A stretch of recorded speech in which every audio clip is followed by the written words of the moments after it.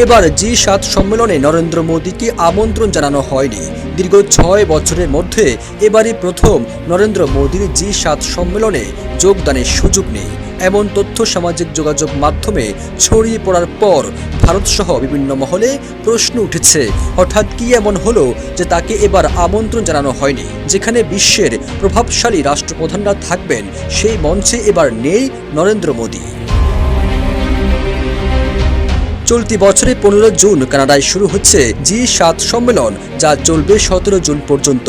এতে সদস্য দেশ যুক্তরাষ্ট্র, যুক্তরাজ্য, ফ্রান্স, জার্মানি, ইতালি, কানাডা ও জাপানের রাষ্ট্রপ্রধানরা থাকলেও এবার থাকবেন না ভারতের প্রধানমন্ত্রী নরেন্দ্র মোদী। ভারতীয় সংবাদ মাধ্যম এনডিটিভির এক প্রতিবেদনে এই তথ্য নিশ্চিত করেছে।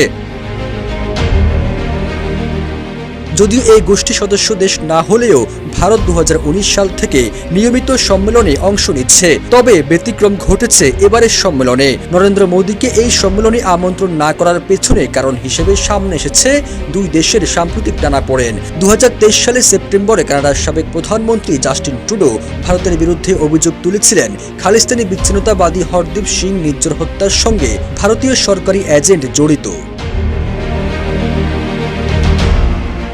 ট্রুডোর এই অভিযোগকে অযৌক্তিক বলে তখন উড়িয়ে দিয়েছিল ভারত। এরপর থেকেই দুই দেশের দ্বিপাক্ষিক সম্পর্ক তলানিতে পৌঁছেছে।